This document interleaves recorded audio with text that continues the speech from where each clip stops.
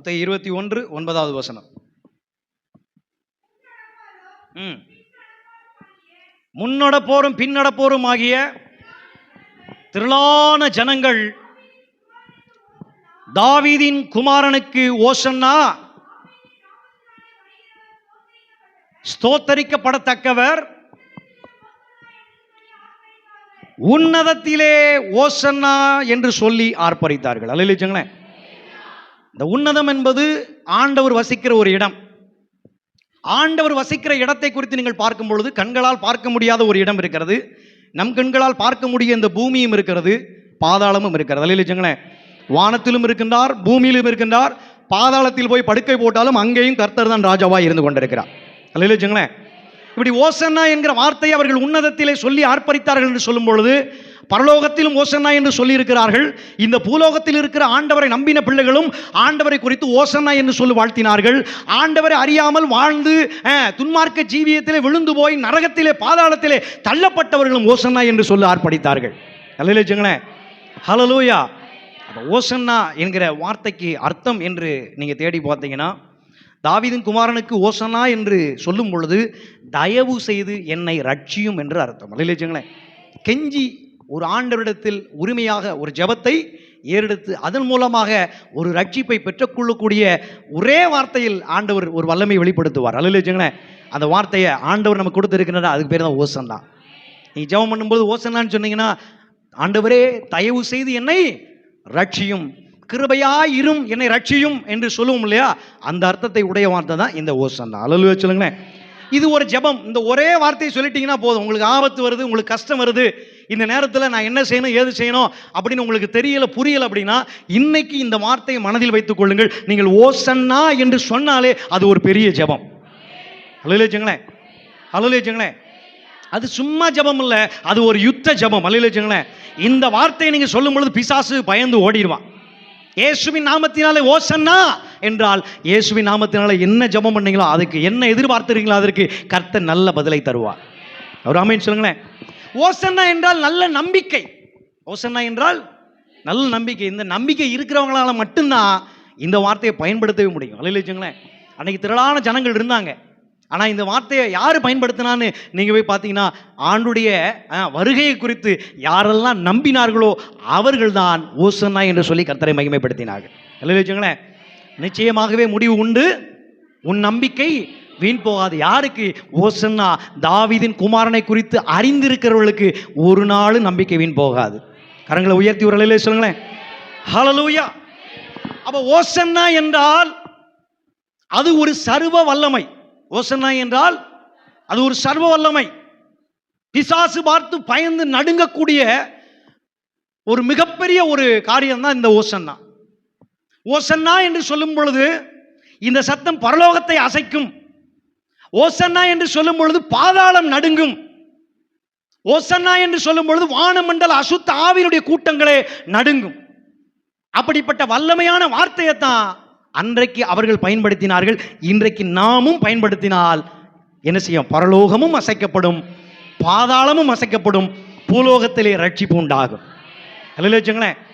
உங்கள் நடுவில் அவர் இருக்கின்றார்.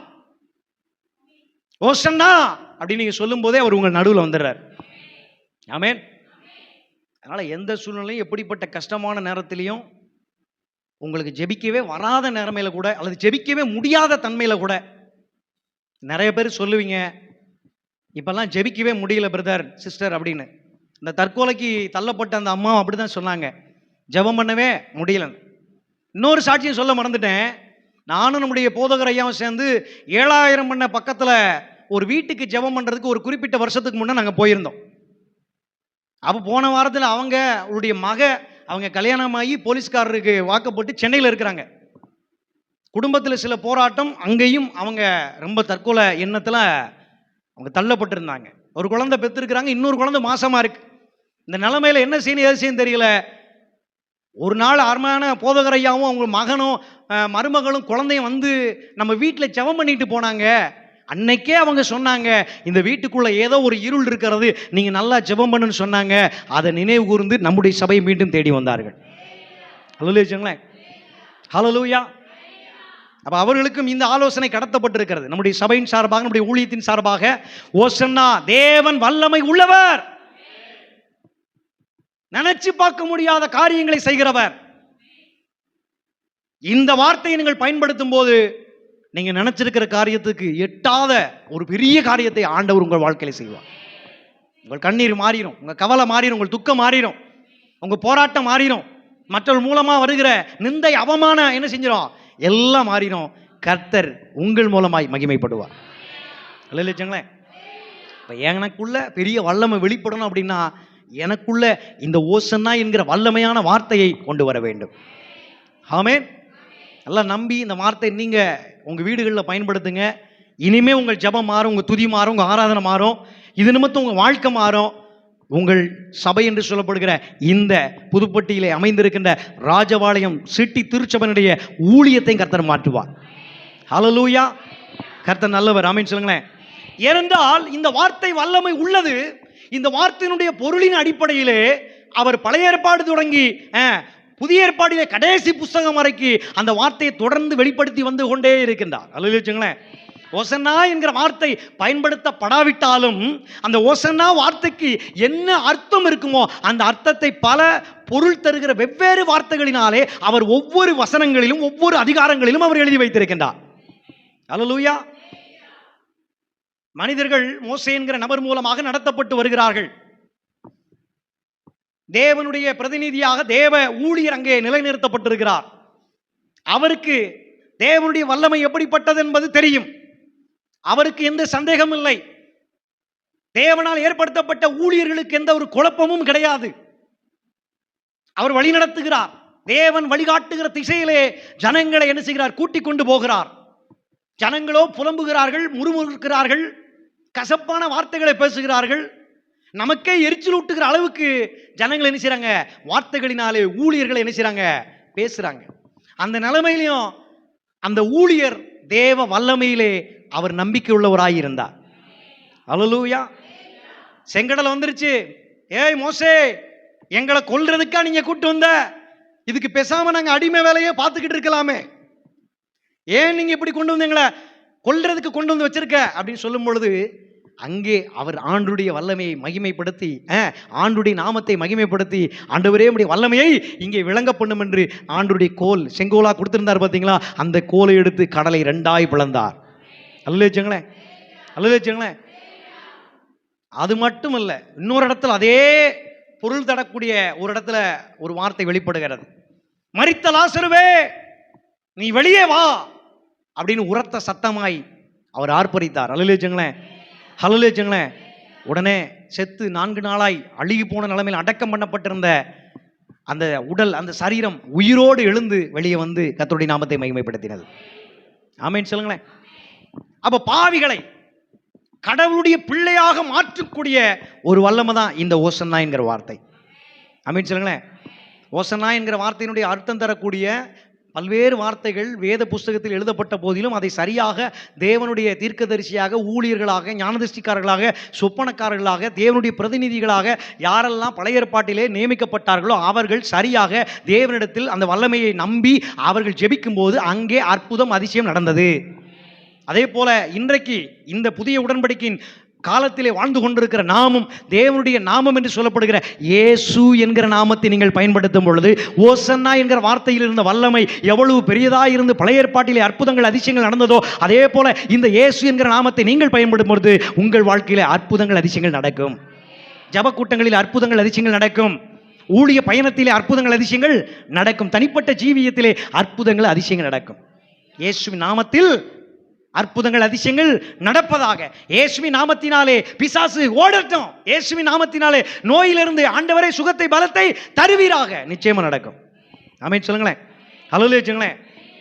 அப்ப நோய் போறது, பேய் போறது, செங்கடல் 2ஆ பிளந்தது, மழை பெய்ய வச்சது, இப்படி பல அற்புதங்கள் இருந்தாலும் அவைகளின் மத்தியிலே இந்த வேதத்திலே ஒரு பிரதானமான ஒன்று என்று கேட்டீங்கன்னா, மனிதன் பாவம் செய்யும் போது மனிதன் தேவனுடைய பிள்ளை என்கிற ஸ்தானத்தை இழந்து விட்டான். ஆண்டவருக்கும் படைக்கப்பட்ட மனிதனுக்கும் மிகப்பெரிய பிளவு உண்டாயிற்று. அப்ப இந்த ஓசன்னா என்கிற வார்த்தையையும் அல்லது இயேசு என்கிற நாமத்தையும் நீங்கள் பயன்படுத்தும் பொழுது கடவுளுடைய பிள்ளை அல்லாதவர்களாகிய நாம் கடவுளுடைய பிள்ளையாக மாற்றப்பட முடியும். அல்லேலூயா. அதற்கு தான் இந்த ஓசன்னா, தாவீதின் குமாரனே ஓசன்னா ஓசன்னா ஓசன்னா என்று அவர்கள் ஆர்ப்பரித்தார்கள். இல்லைங்களேன்? ஏன்னா அவர் வரணும், அவர் சிலுவைக்கு போகணும், பாடுபடணும், அடிக்கப்படணும், நொறுக்கப்படணும், ரத்தம் சிந்தணும், முள்முடி சூட்டப்படணும், அவர் என்ன செய்யணும், ஈட்டியால் குத்து வாங்கணும். இதையெல்லாம் தீர்க்க தரிசனமாக சொல்லப்பட்டிருக்கிறது. இதையெல்லாம் நிறைவேறணும். நிறைவேறினால் மட்டும்தான் நாம பிசாசனுடைய பிள்ளைகள் என்கிற ஸ்தானத்திலிருந்து ஆண்டுடைய பிள்ளைகளாய் மாற்றப்பட முடியும். இல்லைங்களேன்? அதை அவர்கள் நம்பினார்கள். அதை அவர்கள் இருதயத்தில் விசுவாசித்து வாயிலிருந்து வல்லமையாக வெளிப்படுத்தினார்கள். அவர்கள் சொன்ன வார்த்தையின்படியே இன்றைக்கு இந்த சின்ன சிறிய குக்கிராமத்தில் ஆண்டவர் இயேசுவை நாம் இங்கே மகிமைப்படுத்தி கொண்டிருக்கிறோம். நல்ல நல்ல சபையாக கூட வச்சிருக்கிறாரு, நல்ல ஊழியத்தை கொடுத்திருக்கிறாரு, நல்ல கிளை சபைகளை கொடுத்திருக்கிறாரு, 7 விதமான ஜப கூட்டங்களை கர்த்தர் கொடுத்து நடத்தி கொண்டிருக்கிறார். ஹல்லேலூயா, ஹல்லேலூயா. அதற்கு காரணம் அவருடைய நாமத்தின் மேல் இருக்கின்ற வல்லமை. ஆமென் சொல்லுங்களேன். ஹல்லேலூயா.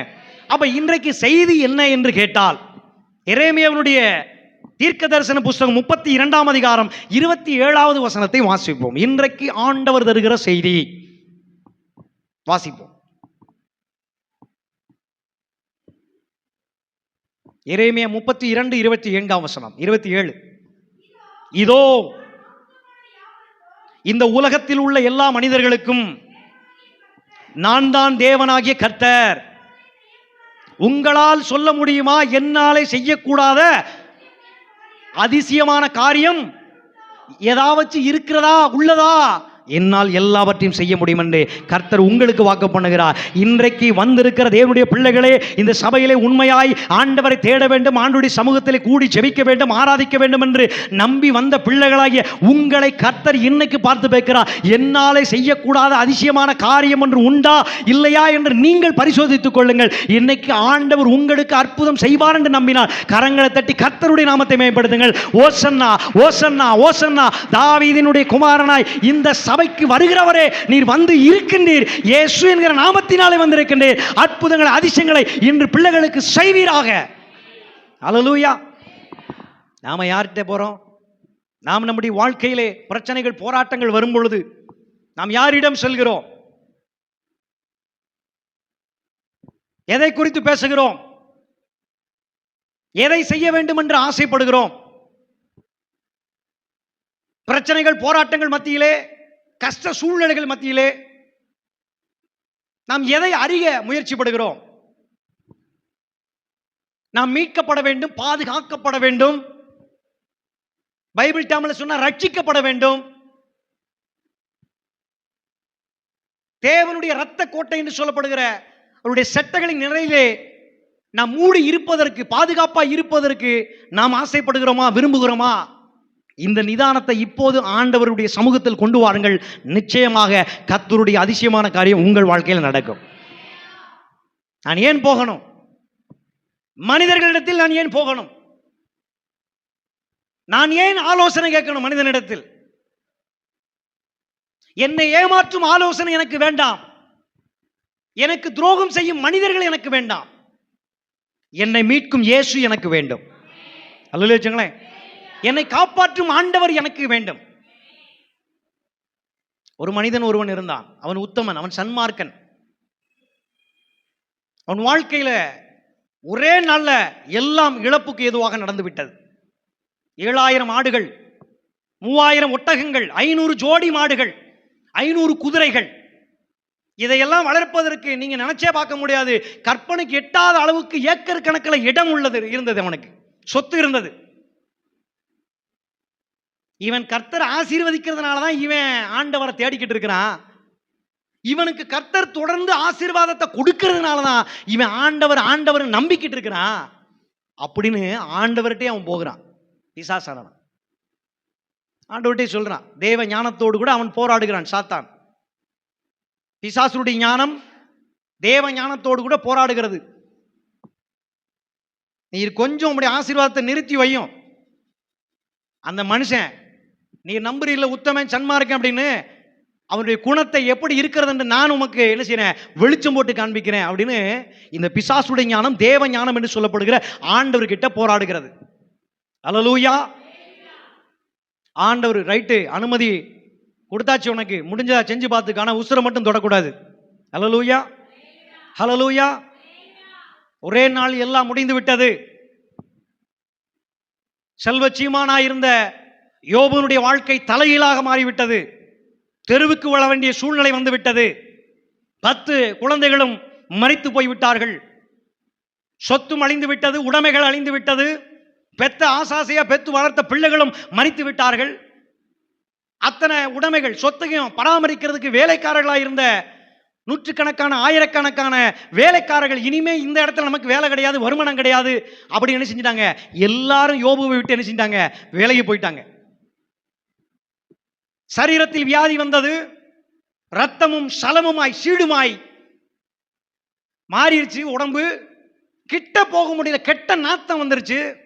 மனைவியே கிட்ட வர முடியல, அந்த அளவுக்கு என்ன செஞ்சது, காரியம் நடந்துருச்சு. அரிப்பு உடம்புல தாங்க முடியல. ஒரு மண் பொருளினால் ஆன ஒரு பாத்திரத்தினுடைய உடைஞ்ச துண்டை எடுத்து சுரிஞ்சு அந்த அரிப்பை போக்கிக்கிறோம் அப்படின்னு முயற்சி செய்யறான். அந்த காலத்துல நோய் தொற்று வராமல் இருக்கிறதுக்கு சாம்பல்ல போய் உட்காந்துக்கிடுவாங்க. சாம்பல்ல போய் உட்காந்துக்கிறான். நண்பர்கள் வருகிறாங்க. பணம் இருந்தா ஒரு மாதிரி நண்பர்கள், பணம் இல்லைன்னா ஒரு மாதிரி நண்பர்கள். வசதி இருந்தா ஒரு மாதிரி நண்பர்கள், வசதி இல்லைன்னா நண்பர்கள் ஒரு மாதிரி. பணம் இருக்கும்போது ஒரு பேச்சு, பணம் இல்லாத போது ஒரு பேச்சு. நீ ஏதோ பாவம் செஞ்சுட்டு அதனாலதான் உனக்கு இப்படிலாம் நடக்குது, நண்பர்களுடைய பேச்சு. சொந்த மதத்தினுடைய ஏசு தேடி போனில, ஏசு நம்பினில, உனக்கு இதெல்லாம் எதுக்கு நடந்துச்சு, உன் ஏசு சும்மா அப்படின்னு சொல்ற மாதிரி ஆசையா திருமணம் பண்ண மனைவி என்ன செய்யறா, சொல்றா, பாரு நீ எவ்வளவு பெரிய ஆளா இருந்த, எல்லாம் போச்சா, இன்னுமா கடவுளை நம்புற, நீ எவ்வளவு நம்புன, உன் 10 பிள்ளைகளும் போச்சா, உன்னை எல்லாரும் விட்டுட்டு போயிட்டாங்களா, கிட்டத்தட்ட நீ ஒரு பிச்சைக்காரனாகும் அனாதையை போல மாறிட்ட, இன்னுமா நீ கடவுளை நம்பிக்கிட்டு இருக்கிற. இதுதான் மனுஷ ஞானம். ஹல்லேலூயா. பிசாசுடைய ஞானம் தேவ ஞானத்தோடு கூட போராடி அனுமதியை பெற்று வந்து விட்டது. மனுஷ ஞானமும் உலக ஞானமும் பக்தன் யோபுவை என்ன செய்கிறது, கஷ்டத்துக்குள்ள தள்ளுகிறது. ஆனாலும் இந்த உலகத்திலேயே ஒரு வித்தியாசமான மனிதனாக இந்த யோபுவை நீங்கள் பார்க்க முடியும். அல்லேலூயா. நீங்க கையில் வச்சிருக்கிற பரிசுத்த வேதாகமத்திலே முதல்ல எழுதப்பட்ட புஸ்தகம் தான் இந்த யோபு புஸ்தகம். ஒரு ஆமென் சொல்லுங்களேன். இந்த புஸ்தகத்தை எழுதின ஆசிரியர் மோசே என்று சொல்லுகிறார்கள். ஆமென். அப்ப மோசே இந்த புஸ்தகத்தை எழுதியிருந்தால் மோசே காலத்துக்கு முன்னாடி இந்த மனிதன் வாழ்ந்திருக்கிறதாக அர்த்தம் தருகிறது. அல்லேலூயா. அது நோவாவுக்கு முன்னாடி வாழ்ந்திருக்கலாம், அல்லது நோவாவுக்கு பின்னாடி வாழ்ந்திருக்கலாம், அது நமக்கு தெரியாது. அல்லேலூயா. ஆனாலும் இந்த யோபு என்கிற இந்த பக்தனுடைய வாழ்க்கையை காலங்காலமும் இவனுடைய வாழ்க்கையை குறித்து பேசிக்கிட்டே இருக்கணும் ஆண்டவர் நினைச்சிருந்தாரு. அதனால இந்த காலகட்டம் வரைக்கும் யோபுடைய வாழ்க்கையை நாம் தியானித்துக் கொண்டிருக்கிறோம். ஒரு ஆமீன் சொல்லுங்களேன். நீங்க புரிஞ்சுக்கணும், யோபு யோபு யோபு ஆமா சலிச்சு போச்சு அப்படின்னு கொண்டு வந்துடுறாங்க. யோபுடைய வாழ்க்கையில பல ஆவிக்குரிய ரகசியங்கள் இருக்கிறது. உங்க வாழ்க்கையை தலையிலாக மாற்றி போடக்கூடிய அநேக வல்லமையான காரியங்களும் இந்த யோபு புஸ்தகத்துக்குள்ள ஒளிஞ்சிருக்கு. இவ்வளவு போராட்டம் வந்துருச்சு, இவ்வளவு இழப்பு வந்துருச்சு, எவ்வளவு அவமானம், இவ்வளவு நிந்தை, எவ்வளவு கஷ்டம், இவ்வளவு கண்ணீர் வடிக்கிற சூழ்நிலை எல்லாமே வந்துருச்சு. ஆமென். உடனே அவன் ஒரு ஸ்டேட்மெண்ட் கொடுக்கிறான். என்ன ஸ்டேட்மெண்ட் அப்படின்னு கேட்டீங்கன்னா, அவன் தேவ ஞானத்தை பேசுகிறான். என் மீட்பர் உயிரோடு இருக்கிறார் என்று சொன்னான். அல்லேலூயா. இதுவரைக்கும் ஆண்டவர் இயேசு வருவார்னு யாருக்கும் தெரியாது. யோபுடைய காலகட்டத்தில் பைபிள் கிடையாது. யோபுடைய காலகட்டத்தில் நீங்க இன்னைக்கு வாசிச்சு அறிஞ்சுக்கிற மாதிரி அன்னைக்கு அவனுக்கு அறியக்கூடிய சூழ்நிலை கிடையாது. ஆனால் அவனுக்குள் தேவ ஞானம் குடிகொண்டிருந்தது. ஹல்லேலூயா. என் மீட்பர் உயிரோடு இருக்கிறார் என்று அவன் சாட்சி சொன்னான். ஆமென். அந்த ஆண்டவர் எப்படிப்பட்டவர் என்று சொல்லும் பொழுது, அவர் எங்கே இருக்கிறார் என்று சொல்லும் பொழுது அவன் சொன்னா, என் ஆண்டவர் பூமி உருண்டையின் மேல் வீற்றிருக்கிறார் என்று சொன்னான். அல்லேலூயா சொல்லுங்களேன். என் ஆண்டவர் சும்மா கடவுள் கிடையாது. என் ஆண்டவர் சாதாரண ஆள் கிடையாது. என் ஆண்டவர் இன்றும் உயிரோடு இருக்கின்றார். அவர் பூமி உருண்டையின் மேல் வீற்றிருக்கின்றார். அவருக்கு கீழே தான் நானே இருந்து கொண்டிருக்கிறேன். தன்னை தாழ்த்துகிற ஒரு வார்த்தையை நீங்கள் பார்க்க முடியும். அல்லேலூயா. வல்லமையான ஒரு விசுவாசம் உள்ள ஒரு வார்த்தையும் பார்க்க முடியும். ஆமென். அடுத்து ஒரு ஸ்டேட்மெண்ட் சொல்லுகிறான், எனக்கு குறித்திருக்கிறதை அவர் நிறைவேற்றுகிறவராய் இருக்கின்றார். ஹல்லேலூயா. எனக்கு குறித்திருக்கிறதை அவர் எப்படியும் நிறைவேற்றுகிற ஆண்டவர். நீ நிறைவேற்ற முடியாது. என்னை குறித்து அவதூறு பேசுகிறாய், எனக்கு நீ நல்ல நண்பனா இருந்தாலும் எனக்கு நீ உதவி செய்கிற வடிவத்தில் இப்ப நீ கிடையவே கிடையாது. என்கிட்ட பணம் இருக்கும்போது ஒரு மாதிரி இருந்தாய், இப்ப என்கிட்ட எல்லாம் அழிஞ்ச போது வேற மாதிரி ஆயிட்ட. ஆமே, இந்த சொந்த பந்தம் அப்படித்தானே இருக்கு, உங்க நண்பர்கள் அப்படித்தானே இருக்கிறாங்க. கூட ஆசாசியா நீங்க கூட்டு சேர்த்துக்கிட்டீங்க, நண்பனா தோஸ்தா வச்சுக்கிட்டீங்க. ஆனா உங்ககிட்ட இருக்கும்போது ஒரு மாதிரி இருந்தாங்க, இப்ப நீங்க எல்லாம் இழந்துகிட்டு நிற்கும் போது ஒரு மாதிரி இருக்கிறாங்க. நல்ல மரியாதை கிடையாது, நல்ல மதிப்பு கிடையாது.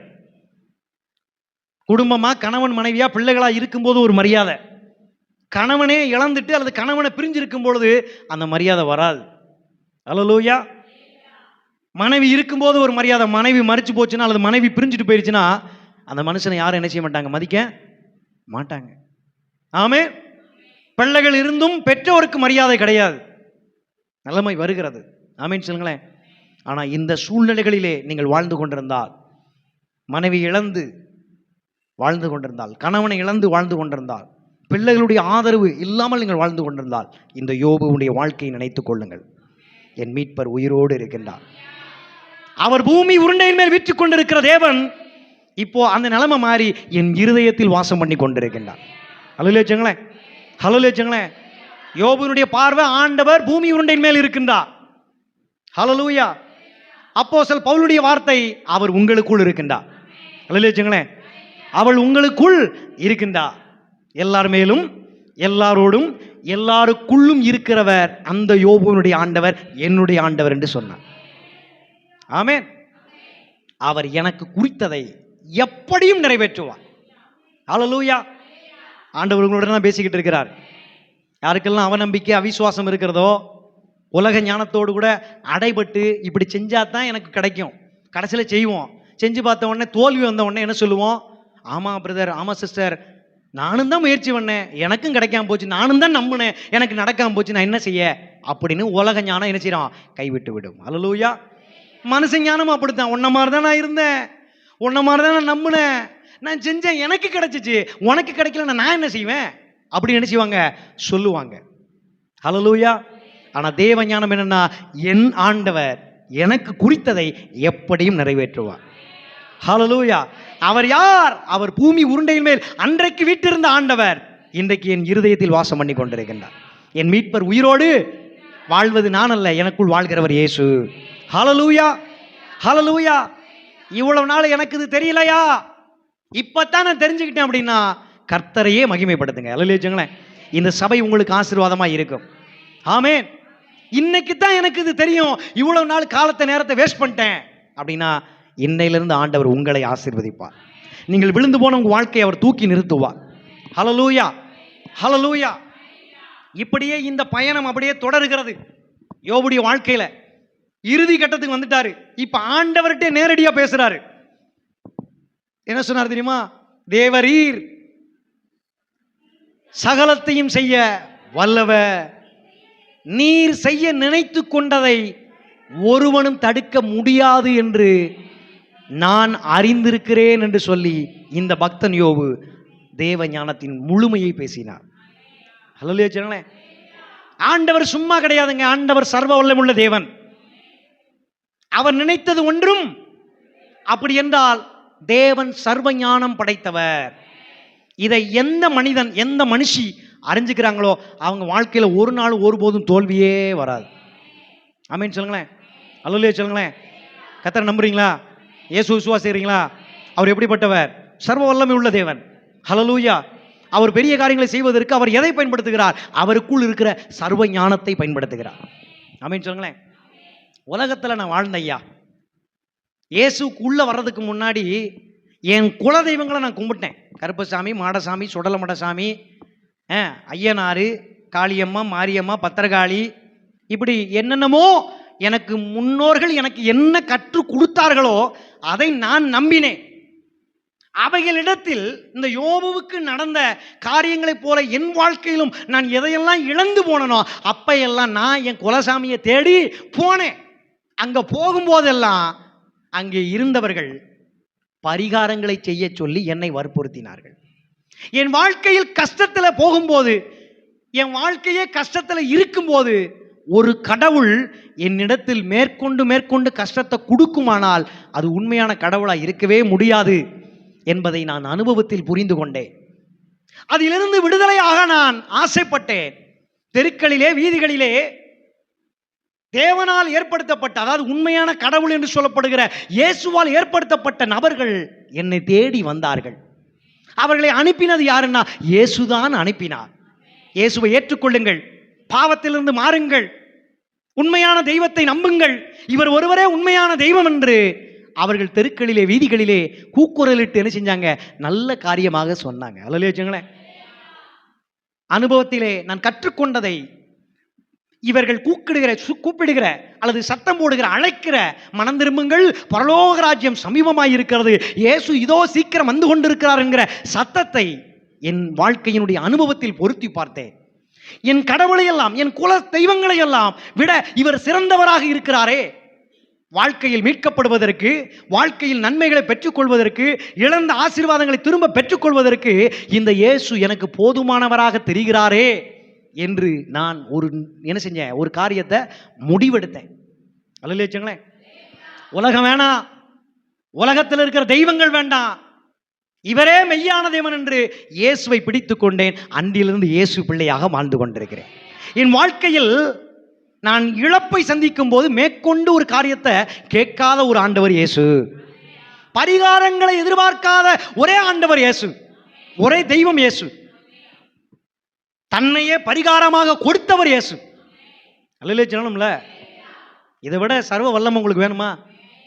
நீ உழைச்சி நீ உன்னை கொண்டு வந்து பரிகாரம் செலுத்த தேவன்னா, ஹல்லேலூயா, நான் உழைச்சு நான் உனக்கு ஆத்தும ரட்சிப்பை தருகிறேன் என்று இலவசமாய் ரட்சிப்பை தந்தவர். கரங்களை தட்டி கர்த்தருடைய நாமத்தை மேம்படுத்துவோம். என் வாழ்க்கையில நான் மீட்படைவதற்கு, நான் ரட்சிப்படைவதற்கு நான் ஒன்றை இழக்க தேவையே இல்லை.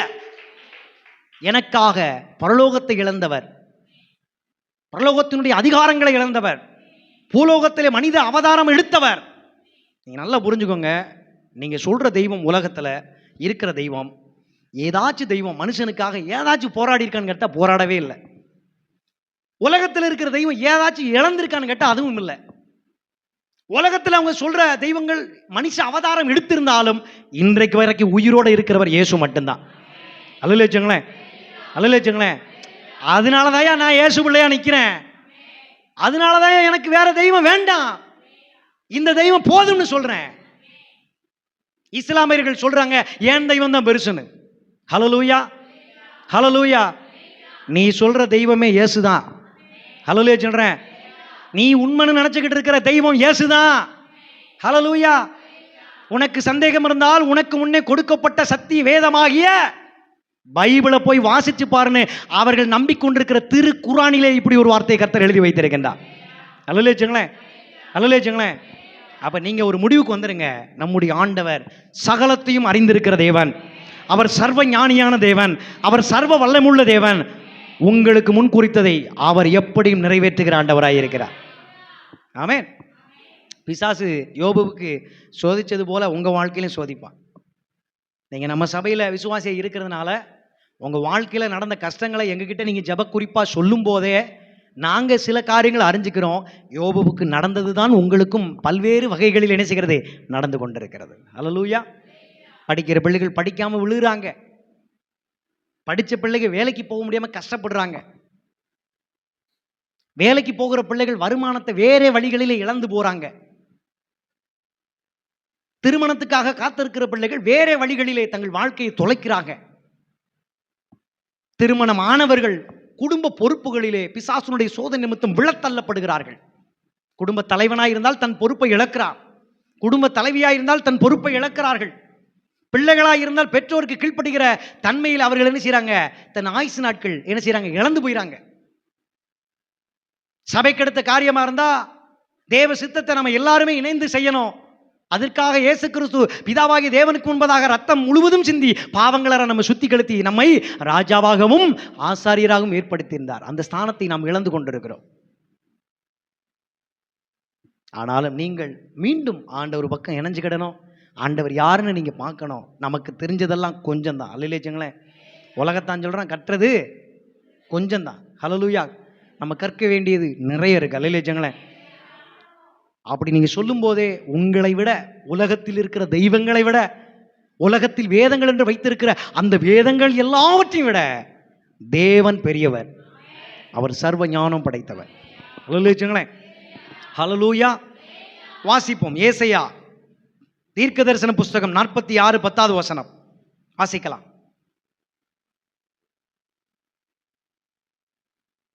46:10 ஏசாயா வாசிங்க. அந்த ரங்கத்தில் உள்ளவைகளை ஆதி முதலும்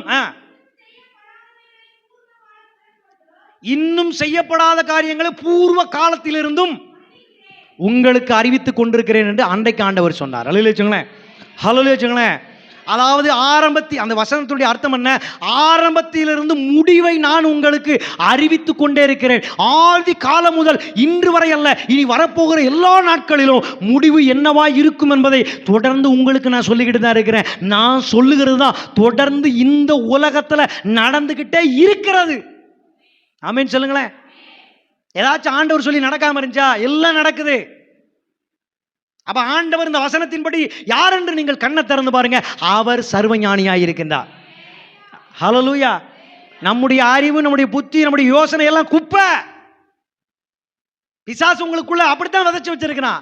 நான் யார் தெரியுமா, என் படிப்பு தெரியுமா, என் திறமை தெரியுமா, நான் எப்படிப்பட்டவன் தெரியுமா அப்படின்னு நீங்க நினைச்சுக்கிட்டு இருக்கிறதுனால நீங்க தோத்துக்கிட்டே இருக்கிறீங்க. உங்களை வெற்றி சிறப்பதற்காக, உங்களை வெற்றி அடைய வைப்பதற்காக இன்றைக்கு ஆண்டவர் இந்த வார்த்தை பேசுகிறார். ஆரம்பத்திலிருந்து முடிவை நோக்கி உங்களுக்கு அறிவித்துக் கொண்டே உங்களை நகர்த்தி கொண்டே வருகிறார். கர்த்தர் பெரியவர். ஹல்லேலூயா. நடக்க போகிறதை முன்னமே அறிவிக்கிறவர் நம்முடைய ஆண்டவர். இதுல இருந்து உங்களுக்கு தெரியல, எந்த கடவுள் வந்து சொல்லுச்சு நாளைக்கு நடக்க போறதை இன்னைக்கு சொல்லுச்சா? சொல்லல. ஆண்டவர் இயேசு மட்டும்தான் நடக்க போகிறதை முன்னமே சொல்லிக் கொண்டே இருக்கின்றார். ஹல்லேலூயா. பெரிய சுனாமி ஒன்று வரப்போகிறது. பெரிய எச்சரிக்கையை ஆண்டவர் செய்கின்றார்.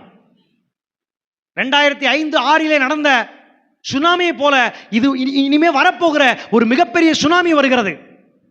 பல அழிவுகள் வரப்போகிறது. சயின்டிஸ்ட் பார்த்துக்கிட்டு இருக்கிறாங்க. இந்த ஞானமெல்லாம் எங்க இருக்குன்னா நம்ம கையில் வச்சுட்டு இருக்கிற பரிசுத்த வேதாகமத்துக்குள்ள இருக்கிறது. ஒவ்வொன்றையும் ஆதாரத்தை தேடுறாங்க. யோபு தான் சொன்னாரு. என்ன சொன்னாரு? ஆண்டவர் பூமி உருண்டையின் மேலே வீற்றிருக்கின்றார். அன்றைக்கு இருந்த கிரேக்க தத்துவ விஞ்ஞானிகள் என்ன சொன்னாங்க? பூமி தட்டையா இருக்கிறது என்று சொன்னார்கள். ஆனால் பிற்காலத்தில் கண்டுபிடிச்சாங்க பூமி உருண்டையானது என்று. ஹல்லேலூயா சொல்லுங்களேன். ஹல்லேலூயா. அப்ப ஆரம்பத்திலிருந்து முடிவை நோக்கி நாம் நகர்த்தப்பட்டு கொண்டிருக்கிறோம். இதுல என்னையா எனக்கு ஆசீர்வாதம் இந்த வசனத்தை இருக்குது அப்படின்னு கேட்டீங்கன்னா, இந்த வசனத்துக்கு மூல காரணமாக ஒரு சாட்சியை கர்த்தர் வச்சிருக்கிறார். அவன் பெயர் யோசேப்பு. அல்லேலூயா. யோசேப்பு தனது குடும்பத்தால் வெறுக்கப்பட்டு அடிமையாக விற்கப்பட்டார். ஆனால் தேவன் அவருடைய எதிர்காலத்தை கண்டு அதை யோசேப்புக்கு வெளிப்படுத்தி அதற்கான பாதையை அவர் தயாரித்து கொடுத்தார். அல்லேலூயா. அதனாலதான் யோசேப்பு அடிமையா போனாலும் அந்த அடிமையை வேலையாய் செய்து கொண்டிருக்கிற அந்த இடத்திலும் தேவ ஞானத்தோடும் தெய்வீக பயத்தோடும் கர்த்தருக்காகவும் உண்மையாய் வாழ்ந்து கொண்டே இருந்தார். அடிமை என்கிற ஸ்தானத்திலே அடிமையா கஷ்டப்பட்டு வாழ்ந்துகிட்டு இருந்தாலும் முடிவில் வரும்பொழுது பார்வோனுக்கு நிகராக 2வது ராஜாவாக கர்த்தர் உயர்த்தி அழகு பார்த்தார். ஹல்லேலூயா. அப்ப ஆரம்பத்தையும் சொல்லி இருக்கிறாரு, யோசேப்பினுடைய முடிவையும் கர்த்தர் பைபிள்ல சொல்லி வச்சிருக்கிறார். உங்கள் ஆரம்பம் அற்பமாயிருந்தாலும் உங்கள் முடிவு சம்பூர்ணமாயிருக்கும். ஹல்லேலூயா. யோபுடைய புஸ்தகத்தில் யோபுவை பார்க்கும்போது ஆரம்பம் அற்பம், ஒண்ணுமில்ல, தெருவுக்கு வந்துட்டான். முடிவை பார்க்கும்போது இரட்டத்தனையாய் கர்த்தர் ஆசீர்வதித்தார். 7000 ஆடுகளுக்கு 14,000 ஆடுகள் கொடுத்தார். 3000 ஒட்டகங்களுக்கு 6000 ஒட்டகங்களை கொடுத்தார். 500 ஜோடி மாடுகளுக்கு ஆண்டவர் ரெட்டிப்பான ஆசீர்வாதத்தை கொடுத்தார். ஹல்லேலூயா. 500 குதிரைகளுக்கு ஆண்டவர் 1000 குதிரைகளை கொடுத்து ஆசீர்வதித்தார். செத்து போன பிள்ளைகளுக்கு கர்த்தர் ஈடாக 10 பிள்ளைகளை மறுபடியும் கொடுத்தார். பலவான்களாய் கொடுத்தார். அந்த 3 பெண் பிள்ளைகள் உலகத்தில் இதுவரைக்கும் நல்ல அழகுள்ள பிள்ளைகளாக இல்லை. அந்த யோபனுடைய 2வது கிடைச்ச பிள்ளைகள் எவ்வளவு சௌந்தரியம் உள்ள பிள்ளைகளாக இருந்தார்கள். ஹல்லேலூயா சொல்லுங்களேன். ஹல்லேலூயா. அப்போ ஆரம்பம் அற்பமாக தான் இருக்கும். அது படிப்படியாக மாற்றப்பட்டு அப்படியே ஆண்டவர் எதிர்பார்க்கிறதை போல வரும். ஆண்டவர் தன் இருதயத்தில் நினைத்திருக்கிறதை போல முன்னேறி வரும். ஆண்டவர் முன் குறித்ததின்படியே அது ஆசீர்வதிக்கப்படும். அல்லேலூயா சொல்லுங்களேன், அல்லேலூயா சொல்லுங்களேன். இஸ்ரவேல் மக்கள் கர்த்தர் செய்ய நினைச்சது ஒன்றும் தடைபடாது. காரணம், கர்த்தர் வல்லமை உள்ளவர். நீங்க சொன்னீங்க யோபு 42:2 படி இஸ்ரவேல் மக்களை நீங்க பாருங்க. எகிப்தில் அடிமையாக இருந்தாங்க. மனிதனுடைய கணக்கு, மனுஷனுக்குன்னு ஒரு கணக்கு இருக்கு, மனுஷனுக்கு ஒரு ஞானம் இருக்கு. அவங்க நினைச்சுக்கிட்டாங்க எங்களெல்லாம் விடுவிக்க முடியாது, மோசே நீ ஏதோ வந்து பீத்திக்கிட்டு இருக்காத, உன்னால முடியாது. அவன் பார்வோன் எவ்வளவு பலவான் தெரியுமா, அவன்கிட்ட எவ்வளவு படை வீரர்கள் இருக்கிறாங்க தெரியுமா, நீ ஒத்தாள வந்துட்டீங்க சும்மா சொல்லிக்கிட்டு இருக்காத அப்படின்னு நினைச்சாங்க மனுஷங்க, நினைச்சாங்க. அல்லேலூயா சொல்லுங்களேன். ஆனால் இந்த மோசேனுடைய ஆரம்பத்தை பாருங்க. மோசேனுடைய ஊழியத்துல அவன் அற்பமாய் எண்ணப்பட்டிருந்தான். ஆனால் முடிவில் பாருங்க, யோசே ஒரு பெரிய தீர்க்கதரிசியாக கர்த்தரால் ஏற்படுத்தப்பட்டிருந்தான். அல்லேலூயா சொல்லுங்களேன். அவன் மரித்த பிறகும் தேவன் அவனை அடக்கம் பண்ணி என்ன செஞ்சிருந்தார், இன்னும் அவன் கல்லறை யாராலும் கண்டுபிடிக்க முடியல, அந்த அளவுக்கு பாதுகாத்து வைத்திருக்கின்றான். மனுஷனா இயேசு வந்திருக்கும் பொழுது அதே மோசே குறித்து சாட்சி சொன்னார். மோசே தேவனுடைய வீட்டில் எங்கும் உண்மை உள்ளவனாய் இருந்தான் என்று கர்த்தர் சாட்சி சொன்னார். அல்லேலூயா சொல்லுங்களேன். அப்ப நீங்க உண்மை உள்ளவனா இருக்கணும். உங்களை பார்த்து கர்த்தர் சாட்சி கொடுக்கணும்னா உங்க ஆரம்பம் அற்பமா இருக்கு பார்த்தீங்களா, இந்த அற்பமான ஆரம்பத்தில் கர்த்தருடைய ஞானத்தில் பலப்பட்டு முன்னேறுங்கள். கர்த்தர் உங்களை கொடுத்து நீங்க செத்து போனாலும், நீங்கள் மறிச்சு போனாலும், இந்த பூமியில இல்லாம போனாலும், இனி வருகிற சந்ததிக்கு இந்த திருச்சபை பல நூற்றாண்டுகளுக்கு போக போகுது இல்லையா, இந்த பல நூற்றாண்டுக்கு போக போற இந்த திருச்சபையில வெளியிருந்து எத்தனை புதிய ஆத்துமாக்கள் வருகிறதோ அவர்களுக்கு உங்கள் நாமத்தை பிரஸ்தாபப்படுத்துவார், உங்கள் பெயரை பெருமைப்படுத்துவார். நீங்கள் ஒரு ஆசீர்வதிக்கப்பட்ட சந்ததி என்று உங்கள் பேரை அவர் விளங்க பண்ணுவார். அல்லேலூயா, அல்லேலூயா. கர்த்தர் தமது கரத்தை கொண்டு உங்களுக்கு என்ன கொடுக்கணும்னு நியமிச்சாரோ அதை நிச்சயமா கொடுப்பார். அல்லேலூயா, அல்லேலூயா. உங்கள் ஒவ்வொருவருக்கும் ஒரு சாட்சி இருக்கு. உங்க ஒவ்வொருவருக்கும் ஒரு சாட்சி. அந்த சாட்சியுமே தேவன் வல்லமை உள்ளவர் என்றும் தேவன் சர்வ ஞானி என்றும் வெளிப்படுத்தும். நீங்க என்ன சாட்சி சொன்னாலும் ஆண்டவர் வல்லமை உள்ளவர், ஆண்டவர் சர்வ ஞானம் படைத்தவர், அவர் என்ன எனக்கு செய்ய நினைச்சாரோ அது நடந்துருச்சு. அல்லேலூயா, அல்லேலூயா, அல்லேலூயா. ஆமா, அப்ப தேவன் வாக்களித்ததை நிறைவேற்றுகிற ஆண்டவர். ஒரு ஆமென் சொல்லுங்களேன். என் வார்த்தைகள் தாமதிக்காது, அதை நான் சொன்னேன், நான் திட்டம் பண்ணினேன், நானே நிறைவேற்றுவேன் என்று எசேக்கியேல் தீர்க்க தரிசன புஸ்தகம் 12ஆம் அதிகாரம் 28ஆம் வசனத்தில் விதமாய் சொல்லுகிறார். அல்லேலூயா, அல்லேலூயா. அப்ப கையில வச்சிருக்கிற பைபிளை தூக்கி ஒரு அல்லேலூயா சொல்லுங்களேன். ஹல்லேலூயா, ஹல்லேலூயா. என் வார்த்தைகள் ஒரு நாளும் தாமதிக்காது. என் வார்த்தைக்குள் வல்லமை இருக்கிறது. என் வார்த்தை என்று பொய் சொல்லாது. என் வார்த்தை ஒரு நாளும் யாரையும் ஏமாற்றாது.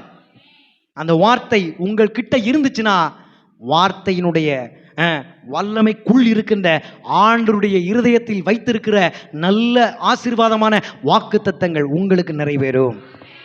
நான் சொன்னேன், நான் திட்டம் பண்ணினேன், நானே நிறைவேற்றுவேன், நானே செய்து முடிப்பேன் என்று கர்த்தர் வாக்கு பண்ணுகிறார். அல்லேலூயா. உங்க மனசுல இப்ப எதெல்லாம் இருக்கோ, உங்க குடும்ப காரியம் எதெல்லாம் இருக்கோ, நகோமியம்மா சொன்னாங்க, என் தம்பி சொந்த தம்பியா, அவன் எந்த மரணத்துக்கும் போயிடக்கூடாதுங்கய்யா, நீங்க ஜெபம் பண்ணுங்கய்யா, அவன் பேரு முருகையா, நீங்க ஜெபம் பண்ணுங்கய்யா, நிச்சயமா என்ன செய்யணும், ஆண்டவர் நல்ல காரியங்களை செய்யணும் அப்படின்னு கேட்டாங்க. இன்றைக்கு அருமையான நகோமி அம்மாவுக்கு இந்த வார்த்தை வருகிறது, என் வார்த்தை ஒன்றும் தாமதிப்பது இல்லை, என் வார்த்தையை சொன்னதே நான் தான், நான் சொன்னேன், நான் திட்டம் பண்ணினேன், நானே செய்து முடிப்பேன், நிறைவேற்றுவேன் என்று ஆண்டவர் வாக்கு பண்ணுகிறார். ஹல்லேலூயா சொல்லுங்களேன். அதே போல பிள்ளைகளுடைய படிப்புல நல்ல ரிசல்ட் வேணும்னு இப்ப காத்துக்கிட்டு இருக்கிறீங்களா, ஆண்டவர் சொல்லுகிறார், நான் சொன்னேன், நான் என்ன செய்தேன், திட்டம் பண்ணினேன், நான் நிறைவேற்றுவேன். அல்லேலூயா. நல்ல காலேஜை கொடுப்பேன், நல்ல படிப்பை கொடுப்பேன், நல்ல எதிர்காலத்தை கொடுப்பேன். உன் பிள்ளைகள் என்ன செய்வாங்க, இந்த பந்தியை சுற்றிலும் ஒலிவ மர கன்றுகளை போல சதா காலமும் இருப்பார்கள். சபைக்கு சங்கத்துக்கு பேர் என்ன கொண்டுவாங்க, நல்ல பேரை வாங்கி தருவாங்க. அல்லேலூயா, ஹல்லேலூயா, ஹல்லேலூயா. வியாதி உன்னை விட்டு விலக்குவன்னு சொன்னது யாரு, ஆண்டவர். அல்லேலூயா. அவர் எப்படிப்பட்டவர், சர்வ ஞானம் படைத்தவர். இந்த வியாதியை இப்படித்தான் குணப்படுத்தணும், இந்த வியாதியை இப்படித்தான் சரி செய்யணும் அப்படின்னு அறிந்திருக்கிறவர் ஆண்டவர். அல்லேலூயா. அவர் சர்வ ஞானி. அல்லேலூயா. அதை எப்ப குணமாக்கணும், எப்படி குணமாக்கணும், அது எனக்கு தெரியும் என்று ஆண்டவர் சொல்லுகிறார். அல்லேலூயா. நான் சொன்னேன், நான் திட்டம் பண்ணினேன், நான் நிச்சயமாக நிறைவேற்றுவேன், நானே செய்து முடிப்பேன் என்று சொல்லுகின்றார். உங்கள் பலவீனங்கள் இன்றோடு முடிவுக்கு வருகிறது. உங்கள் வியாதி உங்களை விட்டு படிப்படியாக சுகத்தை நோக்கி மாற்றப்படுகிறது. என்னை நினைச்சு தான் நான் பேசுறேன். ஏன் நானும் வியாதி இல்லாதவன், நான் ஒரு ஆரோக்கியமானவன் அல்ல, ஆனால் விசுவாசத்திலே நான் ஆரோக்கியமானவனாயிருக்கிறேன். என் விசுவாசத்திலே தேவன் என்னுடைய வியாதியை சுகமாக்கும்படி அவர் வல்லமை உள்ளவராயிருக்கின்றார். ஹல்லேலூயா. எந்த பலவீன நேரங்களில் உங்க கிருபை தந்தீரையா, எந்த பலவீன ராமே உங்க கிருபை. ஓஹோ இயேசு ராஜாய பலனானே, எதற்கு பயம் இல்லையே, இயேசு ராஜாயன் ஆமீன் எதற்கும். ஒரு அல்லேலூயா சொல்லுங்களேன். ஹல்லேலூயா ஹல்லேலூயா. என் வியாதியை விட என் தேவன் சர்வ வல்லமை உள்ளவர். எனக்கு இருக்கிற பிரச்சனையை விட என் ஆண்டவர் சர்வ வல்லமை உள்ளவர். என் குடும்ப உறவிலே சமாதானம் இல்லாமல் இருக்க பார்த்தீங்களா, அதை விட என் தேவன் பெரியவர். ஹல்லேலூயா. எனக்கு விரோதமாக எழும்பி இருக்கின்ற சாத்தானுடைய போராட்டத்திற்கு மத்தியிலே என் தேவன் பெரியவர். நான் சொன்னேன், நான் நிறைவேற்றுவேன். ஒரு வழியா எதிரி ஓடி வந்தால் 7 வழியாக சிதறடிக்கிற தேவன் ஆண்டவர், சர்வ வல்லமை உள்ளவர். ஹல்லேலூயா. உனக்கு விரோதமாக எழும்புகிற அந்த ஜனம் ஒன்றும் இல்லாமல் போய்விடும். அவர்கள் இல் பொருள் ஆவார்கள். என் தேவன் யார் என்று விளங்க பண்ணுவார். அல்லேலூயா. அல்லேலூயா. ஆமா, உன் கஷ்டம் எல்லாம் எனக்கு தெரியும். நீ படுற பாடு உபத்திரமெல்லாம் எனக்கு தெரியும். அவைகளின் மத்தியிலே உனக்கு சகலத்தையும் செய்து முடிக்கிற தேவனாக நான் நின்று கொண்டு இருக்கிறேன். இதையெல்லாம் ஏன் ஆண்டவர் இப்போ பேசுகிறாருன்னா, உன் நம்பிக்கை குறைவாக இருக்குது, உன் விசுவாசம் குறைவாக இருக்குது, உன்னால் ஆண்டவரை தேட முடியாமல் போகிறதுக்கும் அதுதான் காரணமாக இருக்குது. ஹல்லேலூயா. ஒரு நாள் வர்றேன், அடுத்த நாள் காணாமல் போயிடுறேன். ஒரு வாரம் வரேன், அடுத்த வாரம் காணாமல் போயிடுறேன். ஒரு வாரம் ஊழியம் செய்கிறேன், அடுத்த வாரம் ஊழியம் செய்ய மாட்டேறேன். இதுக்கெல்லாம் காரணம் என்ன? நம்முடைய இருதயத்தில் இருக்கின்ற விசுவாச குறைச்சல், நமக்குள் இருக்கிற நம்பிக்கையினுடைய அளவு எப்படி இருக்கு? குறைவாக இருக்கிறது. அதுக்கு காரணம் என்ன? நாம் இன்னும் அறிய வேண்டிய காரியம் இருக்கிறது. இல்லைங்களேன். இன்னைக்கு நாம் அறிஞ்சுக்கிட்டோம், ஓசன்னா வார்த்தைக்கு அர்த்தம் ஆண்டவர் சர்வ வல்லமை உள்ளவர். அவர் என்னை அவருடைய சர்வ வல்லமையிலே விடுதலை செய்வார். அதை குறித்து அவர் சர்வ ஞானத்தோடு இருக்கின்றார். ஹல்லேலூயா. ஏற்ற காலத்தில் தேவன் உங்களை உயர்த்தும்படிக்கு, அது ஒரு சர்வ ஞானம். நான் எங்க இருக்கணும்னு ஆண்டவர் நினைச்சிருக்கிறாரு. அவர் கரத்துக்குள்ள நான் அடங்கி இருந்தா நிச்சயமா எனக்கு ஒரு உயர்வு இருக்கு. அல்லேலூயா. அதுதான் உங்ககிட்ட குறைவா இருக்குன்னு இப்ப ஆண்டவர் ஆவியானவர் மூலமா உங்ககிட்ட பேசிக்கிட்டு இருக்கிறார். அல்லேலூயா. வேகமா முன்னேறணும், திடீர்னு பணக்காரன் ஆகணும், திடீர்னு எனக்கு எல்லாமே கிடைக்கணும் எப்படின்னு நம்ம என்ன செய்யறோம்? அவசரப்படுறோம். அல்லேலூயா. ஆனால் ஆண்டவர் சொல்லுகிறார், அதி சீக்கிரத்தில் நீங்கிவிடும் இந்த லேசான உபத்திரம். அல்லேலூயா. அல்லேலூயா. நெடுநாளாய் காத்திருத்தல் இருதயத்தை இழைக்க பண்ணும். உண்மைதான். உன் கல்லான இருதயம் என்ன செய்யணும்? கரைக்கப்படணும். சதையான இருதயம் என்ன செய்யணும்? மாற்றப்படணும். அதுக்குத்தான் ஆண்டவர் என்ன செய்யறாரு? உன்னை காத்திருக்கவே சொல்லுகின்றார். நீ ஏன் காத்திருக்கணும்? உனக்கு தெரியாது. நீ ஆண்டவர் எதிர்பார்க்கிற ஒரு வாழ்க்கை நீ வாழ வேண்டும். ஆமென். ஹல்லேலூயா. ஹல்லேலூயா. உலகத்தில் எத்தனையோ விதமான பிரச்சனைகள் பெண் பிள்ளைகளுக்கு விரோதமாக நடக்குது. உலகத்தில் எத்தனையோ விதமான பிரச்சனைகள் ஆண் பிள்ளைகளுக்கு நடக்குது. இதைத்தான் ஜெபக்கூட்டத்தில் சொல்லி நாங்கள் ஜெபிச்சுக்கிட்டே வர்றோம். கர்த்தர் பெண்களுக்கு ஒரு பாதுகாப்பை கொடுத்து கொண்டிருக்கிறார். ஆண்களை ஒரு நல்ல பலவானாய் மாற்றி கொண்டிருக்கிறார். ஆண்களுக்கு விரோதமாக என்ன பிரச்சனை தெரியுமா? வேலைக்கே போகக்கூடாது. வேலைக்கு. ஆனால் ஆண்டவர் ஏதேன் தோட்டத்தில் சொன்னார், எப்பா சர்வ ஞானத்தோடு உன்ட்ட சொல்கிறேன், சர்வ வல்லமுள்ள தேவனாகிய கர்த்தர் சொல்கிறேன், நீ உழைச்சி வேற சிந்தி சம்பாரிச்சு அதுலேருந்து என்ன செய்யணும்? சாப்பிடணும் அப்படின்னு ஆண்டவர் அன்னைக்கு சொன்னார். அல்லேலூயா. ஹல்லேலூயா. ஹல்லேலூயா. அப்ப ஆண் பிள்ளைகளுக்கு விரோதமா அன்னைக்கு பிசாசு என்ன செய்வான் அப்படின்னு அவர் அறிந்து வைத்திருந்தார். இந்த பிள்ளைகள், இந்த ஆண் மக்கள் இவங்க வேலை செய்ய விடாம தடுக்கிற வேலை யார் செய்வா? சாத்தான் செய்வான். அப்ப சரியா ஆண் பிள்ளைகளை படிக்க விட மாட்டான். படிக்க விடாம போயிட்டா பாவ வாழ்க்கைக்கு போவான், குடிப்பான், வெறிப்பான், மனம் போன போக்கில் போவான். அவன் எதிர்கால வாழ்க்கை எப்படி இருக்காது? தேவன் எதிர்பார்க்கிறதா இருக்கிறது. இல்லைங்களா? ஒரு ஆணா பிறந்தா அவன் உழைக்கணும். இது எப்பவுமே நம்முடைய சபையில அருமையான போதகர் மூலமா ஆண்டவர் பேசிக்கிட்டு தான் இருக்கிறார். ஆனா பிறந்தா உழைக்கணும். ஹல்லேலூயா. உழைக்கலனா அவனுக்கு பொறுப்பு வராது, நிர்வாகத்தன்மை வராது. அவனுக்கு திருமணத்தை ஏற்படுத்தி கொடுத்தா அவன் திருமண வாழ்க்கையில நல்லா இருக்க முடியாது. மனைவிக்கு செய்ய வேண்டிய கடமையை செய்ய முடியாது, பிள்ளைகளுக்கு செய்ய வேண்டிய கடமைகளை செய்ய முடியாது. இதையெல்லாம் கர்த்தர் அறிந்திருந்தார். எப்ப? மனுஷன் உண்டாக்கப்பட்ட நாளிலே அறிந்திருந்தார். அதனாலதான் மனுஷன் விழுந்த உடனே சொல்லிட்டார், ஏய் ஆதாமே நீ உழைச்சி வேர்வை சிந்தி சம்பாதிச்சு அது மூலத்தான் உன் வாழ்க்கையை நினைச்சினா வாழணும் என்று சொன்னார். அல்லேலூயாங்களேன், அல்லேலூயாங்களேன். அப்ப ஆண்டுடைய பிள்ளைகளா ரட்சிக்கப்பட்டு இங்கே சபையில ஆண் மக்களா உட்கார்ந்து இருக்கிற இந்த பிள்ளைகளுக்கு விரோதமாக எழும்புகிற எந்த தீய சக்தியும் அது நிர்மூலமாய் போகும். இவர்கள் நல்ல உழைக்கக்கூடிய நல்ல பலவான்களாகவும் நல்ல நிர்வாகத்தில் சிறந்து விளங்குகிற பிள்ளைகளாகவும் கர்த்தர் ஏற்படுத்தி தருவார். நான் சொன்னேன், நான் திட்டம் பண்ணினேன், நான் நிறைவேற்றுவேன். நல்ல அப்போ உங்களுக்கு புரிஞ்சிருக்குமே, பைபிளில் இருக்கிற எல்லா வாக்குத்தத்தங்களும் ஆண்களுக்காக எதை நோக்கி நகர்த்துன்னு, ஆணு நல்ல வேலை பார்க்கணும், ஆணுக்கு நல்ல ஞானம் வேணும், ஆண்களுக்கு நல்ல பலன் வேண்டும், அவர்கள் உழைப்பதற்கு தடையாக இருக்கிற எல்லா காரியத்தையும் முறியடிப்பதற்காகத்தான் பைபிளில் முழுசா வாக்குத்தத்தத்தை கர்த்தர் கொடுத்திருக்கின்றார். அல்லேலூயாங்களே. அப்போ பெண்கள் கற்ப வேதனை அடைந்து தான் என்ன பிள்ளைகளை பெற்றெடுக்க வேண்டும். எப்படி பெண்களுக்கு என்ன ஆண்டவர் சொன்னார்? நீ கற்ப வேதனைப்பட்டு தான்.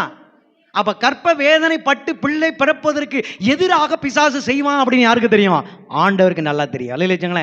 இன்னைக்கு கற்ப வேதனை பட்டா நீங்க பிள்ளைகளை பெற்றெடுத்துக்கிட்டு இருக்கீங்க. எளிமையான வழியிலே சிசேரியன் மூலமாக என்ன பண்றாங்க? ஆபரேஷன் பண்ணி குழந்தை என்ன செய்றாங்க? எடுக்கிறாங்க. அது நல்ல வாழ்க்கை அல்ல, அது தேவன் விரும்புகிற வாழ்க்கை அல்ல. ஹல்லேலூயா. இது மருத்துவத்துறைக்கு எதிரான வார்த்தை அல்ல, இது டாக்டர்களுக்கு எதிரான வார்த்தை அல்ல, இது ஆண்டவர் இயேசுவின் வாழ்க்கை. அல்லேலூயாங்களே, ஹல்லேலூயாங்களே. இதை அவர் அறிந்திருந்தார். இன்னைக்கு உலகத்தில் இருக்கிற டாக்டர்கள் இதை வேற மாதிரி நினைக்கலாம், ஆனால் ஆண்டவர் சொல்லுகிற அருமையான வார்த்தை. அல்லேலூயாங்களே. இன்னைக்கு சபையை சூறையாடுகிற ஒரு எண்ணம் வெளியில இருக்கு. அவன் சபையில் அவன் ஆத்துமாட்ட அவன் ஊழியம் பண்றதை விரும்பல, அடுத்தவன் சபையில் என்ன இருக்கு, அடுத்தவன் சபையில் இருக்கிற ஆத்துமாக்களை எப்படி தன்வசம் படுத்தலாம்னு பிசாசு சுட்டி தெரிஞ்சுக்கிட்டு இருக்கிறான். அல்லேலூயாங்களே, அல்லேலூயாங்களே. நீ நல்ல வேலை பாருங்க, எந்த ஆசை வார்த்தையும் நம்பாதீங்க. இந்த சபையை விட பெரிய சபை வெளியே கிடையாது. இங்க இருக்கிற ஊழியக்காரங்கள வெளியில இருக்கிற ஊழியக்காரங்க பெரியவங்களே கிடையாது. அது மோகன்சியா இருக்கட்டும், அது ஆலன் பாலா இருக்கட்டும், அது டி மோகனா இருக்கட்டும், அது யாராவனா இருக்கட்டும், கர்த்தர் ஒருவர் இந்த சபையில் பெரியவராய் இருக்கின்றார்.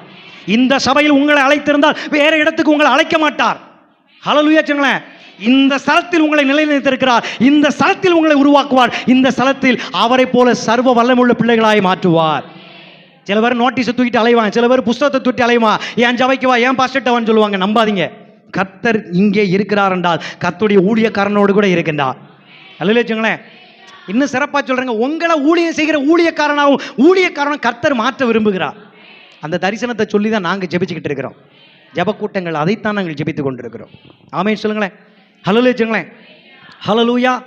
அப்ப தேவன் சகலத்தையும் அறிந்திருக்கிறார், தேவன் சகலத்தையும் செய்ய வல்லமை உள்ளவராய் இருக்கின்றார். அவர் என்ன நினைச்சாரோ அதை அவர் செய்வதற்கு சர்வ வல்லமுள்ள தேவனாய் இருக்கின்றார். கரங்களை தட்டி கர்த்தர் நாமத்தை மேம்படுத்துங்களேன். எனக்கென்று அவர் செய்ய நினைத்தது ஒன்றும் தடைபடாது, எனக்கு நிச்சயமாய் செய்வார். எனக்கு விரோதமாக பிசாசோ, எனக்கு விரோதமாக உலக ஞானமோ, எனக்கு விரோதமாக மனுஷ ஞானமோ, எனக்கு விரோதமாக என் சொந்த நண்பர்களோ, என் சொந்த குடும்பமோ எழும்பினாலும் கர்த்தர் என்னோடு இருக்கின்றார். ஹல்லேலூயா. என்னை அவர் காப்பாற்றுவார், முடிவு பரிந்தும் என்னை நடத்துவார். அதே போலதான் இந்த சபையை உண்டாக்கினவர் ஆண்டவர், இந்த சபையை இந்த இடத்துல திட்டம் பண்ணினவர் ஆண்டவர், இந்த சபையை கெட்டணும்னு முடிவு பண்ணினவர் ஆண்டவர், இந்த சபையை நடத்தி கொண்டிருக்கிறவர் ஆண்டவர், இந்த சபையில ஒவ்வொரு ஆத்துமாக்களாக உங்களை கொண்டு வந்து நிறுத்தினது அவர் தான். அல்லேலூயாங்களே, அல்லேலூயாங்களே, ஹல்லேலூயா. முடிவு பரியந்தம் நடத்த போகிற ஆண்டவர். அல்லேலூயா சொல்லுங்களேன், அல்லேலூயாங்களே. கர்த்தர் பெரியவர். ஹல்லேலூயா, ஹல்லேலூயா. கடைசியா தேவன் நம்மோடு இருக்கின்றார், தேவன் உங்களோடு இருக்கின்றார். உலகத்தில் இருப்பவனை காட்டிலும் உங்களோடு இருக்கிறவர். அந்த பெரியவருக்கு அர்த்தமே சர்வ வல்லமையுள்ள தேவனாகிய கர்த்தர். அவரால் செய்ய முடியாத காரியம் ஒன்றுமே அங்க இருக்கிற தெய்வம் செய்யலன்னு தான் நாம் இங்கே வந்தோம். அல்லேலூயாங்களேன். இங்க இருக்கிற தெய்வம் எல்லாவற்றையும் செய்து முடிக்கும், இங்க இருக்கிற ஆண்டவர் எல்லாவற்றையும் செய்து முடிப்பார். அல்லேலூயாங்களேன், ஹல்லேலூயா. மனிதர்களால் இது கூடாது, ஆனால் தேவனால் எல்லாம் கூடும். மனிதனால் அது சாத்தியமாகாது, ஆனால் தேவனால் சாத்தியமாகும். தானியேலை தூக்கி சிங்க கெவிக்குள்ள போட்டாங்க. தேவ ஞானம் நிரம்பினவராய் தேவ வல்லமையை அவர் வெளிப்படுத்துகிறார். ஜெபிக்க ஆரம்பிக்கிறார். அல்லேலூயாங்களேன். ஜெபத்தை நீங்க தப்பா நினைச்சுக்கிட்டு இருக்கிறீங்க, அதனாலதான் நீங்க ஜெபம் பண்ண வர மாட்டீங்க. ஜெபத்தை நீங்க தப்பா நினைச்சுக்கிட்டு இருக்கீங்க, அதனால ஜெபிக்க மாட்டீங்க. ஜெப ஊழியம் நீங்க செய்ய வர மாட்டீங்க, ஏன்னா உங்களுக்கு ஜெபத்தை பத்தி தெரியல. அது ஒரு தேவ வல்லமை. ஹல்லேலூயா சொல்லுங்களேன். அந்த ஜெபம் என்கிற அந்த ஒரு ஆயுதத்தை கர்த்தர் நமக்கு கொடுத்திருக்கிறார், தேவ வல்லமையாய் கொடுத்திருக்கின்றார். அதற்குள் தேவ ஞானம் வந்துட்டா உங்க ஜெபத்துக்கு உடனே உடனே பதில் கிடைச்சிக்கிட்டே இருக்கும். ஹல்லேலூயா சொல்லுங்களேன். மகா பரிசுத்தமான விசுவாசத்தின் மேல் உங்களை உறுதிப்படுத்தி கொண்டு பரிசுத்த ஆவிக்குள் ஜெபம் பண்ணுங்கள் என்று சொல்லப்பட்டிருக்கிறது இல்லைங்களே. இப்போ மறுபடியும் பைபிளை உயர்த்தி காட்டுங்க. மகா பரிசுத்தமான விசுவாசம் என்றால் நீங்கள் கரங்களில் வைத்திருக்கின்ற தேவனுடைய உன்னதமான வார்த்தை இல்லைங்களே. இந்த பைபிளை ஆண்டவர் உங்கள் கையில் கொண்டு வந்து சேர்க்கிறதுக்கு எத்தனை பேர் ரத்த சாட்சியாக மறிச்சிருக்கிறாங்க. ஒரு மனுஷன் தற்கொலை ஆவினால் பாதிக்கப்பட்டு லாட்ஜில் ரூமை போட்டு சாகிறதுக்கு போனான். தற்கொலை ஆவி அவன் அலக்கழிக்குது. மொட்டை மாடியிலேருந்து உளுந்து சாவமா, கையை அறுத்துக்கிட்டு சாவமா, தூக்கு போட்டு சாவமா, விஷம் குடிச்சு சாவமா, ஏதாவது மரணத்தை கொடுக்குற வழியில் நம்ம சாவமா அப்படின்னு அவனுக்குள்ள அந்த தற்கொலை ஆவி போராடிக்கிட்டே இருக்கு. ஆனால் அவன் ரூமில் லாட்ஜ் போடுறதுக்கு முன்னாடி அந்த இடத்துல ஒரு ஊழியக்காரர் குடும்பம் வந்து தங்கிட்டு அவங்க ஒரு பைபிளை அலமாரியில் வச்சுட்டு போயிருக்கிறாங்க. இவன் தற்கொலை ஆவினால போராடி கொண்டு இருக்கும்போது அங்கு மிங்கு அங்கிட்டு நடக்கிறான். கோடீஸ்வரன், அவன்கிட்ட இல்லாத பணம் கிடையாது. மாதம் அவனுடைய வருமானம் கோடியில் தான் இருக்கு. அவன் பிள்ளைகளும் கோடியில் புரண்டு கொண்டு இருக்கிறார்கள். ஆனாலும் எல்லாமே இருந்தோம் அவன் மனசு எப்படி இருக்கு, பாதிக்கப்பட்ட நிலைமையில இருக்குது. இந்த நிலைமையில நான் என்ன செய்வேன் ஏது செய்வேன் தெரியாம நம்ம செத்து போயிடுவோம் அப்படின்னு முடிவெடுத்து அதை செஞ்சுக்கிட்டு இருக்கிறான். அப்படியே நடந்து போகும் அலமாரியில் இருக்கிற பைபிள் அப்படியே தட்டுப்பட்டு கீழே விழுது. ஹல்லேலூயா. அந்த பைபிளை எடுக்கிறான், மத்தேயு புஸ்தகத்தை வாசிக்கின்றான். வாசிக்கும் போது பல மணி நேரம் போகுது, கிட்டத்தட்ட 2.5 மணி நேரத்துக்கு போயிடுச்சு. ஹல்லேலூயா. புத்தி தெளியுது. உட்காந்து பார்க்குறான், நான் ஏன் இங்கே வந்தேன் அப்படின்னு யோசிக்கிறான். ஹல்லேலூயா. உடனே மறுபடியும் புத்தி தெளிகிறது, நான் சாகத்தானே வந்தேன், நான் ஏன் சாகலை, என்னை சாகாம தடுத்தது எது, என் கையில் இருக்கின்ற பைபிள். ஹல்லேலூயா. உடனே முடிவு செஞ்சான், என்ன நான் ஒரு கோடீஸ்வரன், நான் பணக்காரன், என்கிட்ட இல்லாத எதுவுமே இல்லை, என்னால் எல்லாத்தையும் பணத்தை வச்சு சாதிக்க முடியும்னு நான் நினச்சிக்கிட்டு இருந்தேன், தற்கொலையில் இருந்தேன். இந்த வார்த்தை என்னுடைய வாழ்க்கையை காப்பாற்றுமானால் இதே போல உலகத்தில் 800 கோடி மக்களுக்கு மேலாக இருக்கிறார்கள், அவர்கள் கையிலே இந்த பைபிளை கொண்டு போய் சேர்ப்பேன் என்று அவன் முடிவு செஞ்சான். அல்லேலூயா. அவனுடைய பேர் தான் கிதியோன். அல்லேலூயா. இன்னைக்கு கிதியோன் இன்டர்நேஷனல் பைபிள் அச்சடிக்கிற ஒரு அச்சாபீஸ் இருந்து உலகம் முழுவதும் வேதம் எல்லார் கையிலும் கொண்டு வந்து சேர்க்கப்பட்டிருக்குன்னா நீங்க நம்பணும், கர்த்தருடைய வார்த்தை வல்லமை உள்ளது என்று நம்பணும். கரங்களை தட்டி கர்த்தருடைய வல்லமையை வார்த்தையில வெளிப்படுத்தி இருக்கிற தேவனை, கர்த்தரை கர்த்தர் கர்த்தர் கர்த்தர் இயேசு இயேசு இயேசு இவரே மெய்யான தேவன். ஹல்லேலூயா. இனிமே பைபிளை கையில் எடுக்கணும். அல்லேலூயா. இந்த பைபிள் இல்லாம நீங்க ஜெபத்துல வல்லமையா வெளிப்பட முடியாது. ஹல்லேலூயா. அந்த தேவ ஞானம் தானியேல் இருதயத்துக்குள்ள இருந்துச்சு. மனுஷன் ஞானத்துல, உலக ஞானத்துல அவனை சிங்கக்கவியில போட்டாங்க, அவன் செத்துருவான்னு நினைச்சாங்க. ஆனால் அங்கே ராஜா ஓடி வருகிறார். ஐயோ, அவன் ஒரு குற்றமும் செய்யல, தெரியாம நான் அவனை உள்ள போட்டேன், மனசு கேட்காம தூக்கம் வராம சாப்பிடாம ஓடி போய் சிங்கக்கவியை எட்டி பார்த்து, நீ இடைவிடாமல் ஆராதிக்கிற உன் தேவன் சிங்கங்களின் வாய்க்கு உன்னை தப்புவித்தாரா? சந்தேகத்தோட வந்து கேட்கிறான். ஹல்லேலூயா. சாக மாட்டானும் இப்படி இருக்கு, செத்துருவானும் இருக்குது. ஆனால் பாருங்க, தேவ ஞானத்தை அந்த தானியேல் சிங்கங்களின் நடுவிலே பயன்படுத்தினார். ஆண்டவர் தேவ தூதனை அனுப்பி சிங்கங்களின் வாய்களை கட்டி போட்டு கடைசியில் தேவ வல்லமை அவன் மூலமாய் வெளிப்பட்டது. ஆம் ராஜாவே, நீர் சொல்லுகிறபடி என் தேவன் என்னுடைய ஜெபத்தை கேட்டு தேவ வல்லமையை வெளிப்படுத்தி தேவ தூதனை அனுப்பி சிங்கங்களின் வாய்களை கட்டி போட்டார். நான் நல்லா சிங்கத்தோட விளையாண்டுகிட்டு இருக்கிறேன் அப்படின்னு சொன்னார். ஹல்லேலூயா. இப்போ நீங்கள் புரிஞ்சுக்கிறணும், தேவன் உங்களோட இருக்கின்றார். தானியேலுடைய சகோதரர்களை தூக்கி அக்கினி சுள்ளைக்குள்ள போட்டாங்க. அங்கே கர்த்தர் இன்னொரு நபராய் கூட வந்து தேவ வல்லமை அங்கே வெளிப்படுத்தப்பட்டது. அல்லேலூயா. சுற்றி இருக்கிற ஜனங்கள் எல்லாம் ஆச்சரியப்படுற அளவுக்கு இவரே மெய்யான தேவன் என்று நம்பினார்கள். அல்லேலூயா. அந்த சுவிசேஷம் போவதற்காகத்தான் கர்த்தர் ஜெபம் என்கிற தேவ வல்லமையை நமக்கு கொடுத்திருக்கின்றார். ஹல்லேலூயா. அதுதான் மரித்த லாசரு வீட்டுக்கிட்ட போயிட்டு, சுடுகாட்டில் போயிட்டு மரித்த லாசரு அங்கே வச்சிருக்கிற கல்லறை கிட்ட போயிட்டு அங்கே இருந்து இயேசு என்ன செய்கிறார், ஜெபிக்கிறார். அல்லேலூயா. சுற்றி தேவனை அறிஞ்ச பிள்ளைகள் இருக்கிறாங்க, தேவனை அறியாதவர்கள் இருக்கிறாங்க. தேவ சபையில் ஊழியம் பண்ற பரிசேயர் சதுசேயர் வேதபாரர்களும் அங்கே இருக்கிறாங்க, ஆசாரிகள் அங்கே இருக்கிறாங்க. அவர்கள் நடுவிலே நம்முடைய ரட்சகர், நம்முடைய இயேசு, நம்முடைய கதாநாயகர், நாம நம்பிக்கிட்டு இருக்கிற தெய்வம் அங்கே நின்று ஒன்று சொல்றாரு. என்ன சொல்றாரு தெரியுமா? பிதாவே, நீர் எப்போதும் எனக்கு செவி கொடுக்கிறீர் என்பதை நான் அறிந்திருக்கிறேன். ஹல்லேலூயா சொல்லுங்களேன். ஆனாலும் ஏன் இதை சொல்லுகிறேன் என்றால், சுற்றி இருக்கிற ஜனங்கள் விசுவாசிக்கும்படிக்காக நான் இங்கே நின்று கொண்டு சொல்லுகிறேன். தேவ வல்லமை, தேவ ஞானம் என்ன தெரியுமா? மரித்து போனவைகளே உயிரோடு எழுந்து வா. உடனே மரித்த லாசரு உயிரோடு எழுந்து வந்துட்டான். ஹல்லேலூயா சொல்லுங்களேன். அப்ப ஏன் நீங்க சொல்லக்கூடாது? செத்துப்போன சுடுகாட்டில் ஒரு பைபிள் காலேஜே நடத்திட்டு வந்துட்டார் நம்முடைய ஆண்டவர். அல்ல, நீ விசுவாசித்தால் தேவனுடைய மகிமையை நீ காண்பாய் என்று நான் உனக்கு சொல்லவில்லையா? இன்னைக்கு ஆண்டவர் உங்களை பார்த்து பேசுறார்.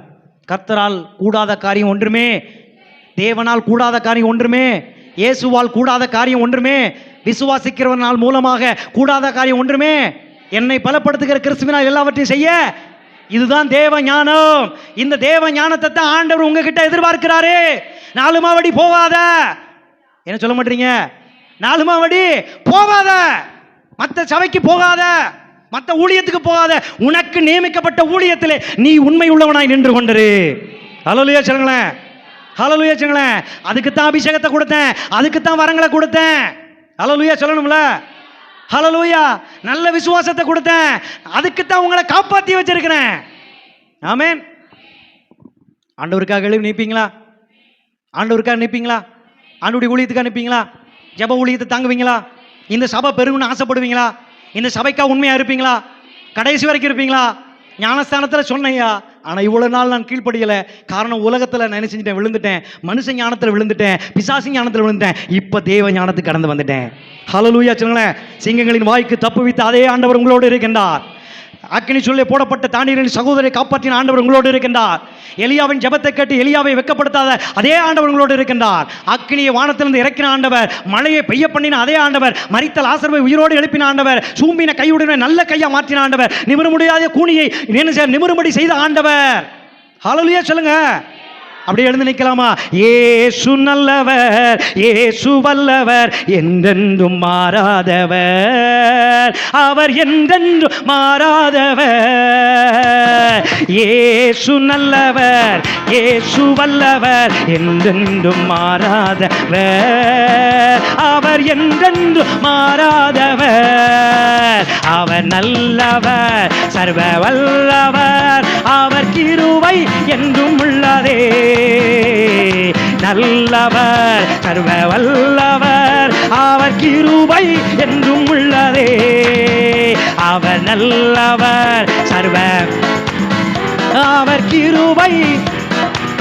பக்கத்துல பார்த்து பாடுவோம். அவர் நல்லவர், அவர் வல்லவர், அவர் கிருபை. உங்க பக்கத்துல பார்த்து பாடுங்க. அவர் நல்லவர், சர்வ வல்லவர், அவர் கிருபை.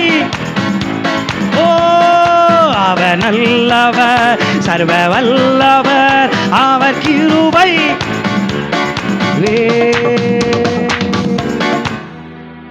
முடிவுக்கு நேராய் வந்துவிட்டோம்.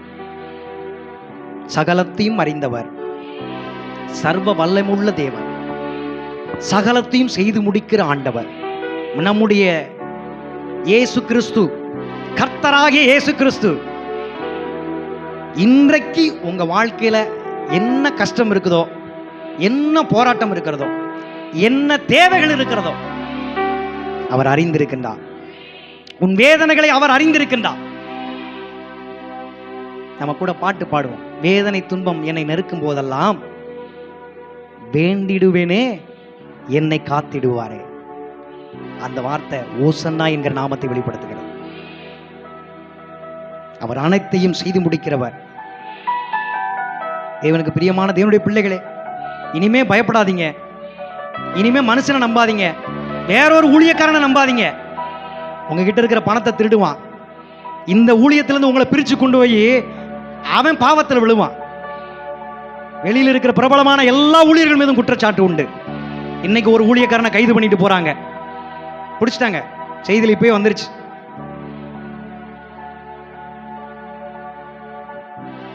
இந்த சபையில உண்மையான ஊழியக்காரர் இயேசு இருக்கிறார். அவர் நம்மோடு இருக்கின்றார். நம்பிக்கை கொண்ட ஜெபத்தை நீங்க செய்யணும். கர்த்தாவே, நீர் எங்களை முழுவதுமாக அறிந்திருக்கிறீர்.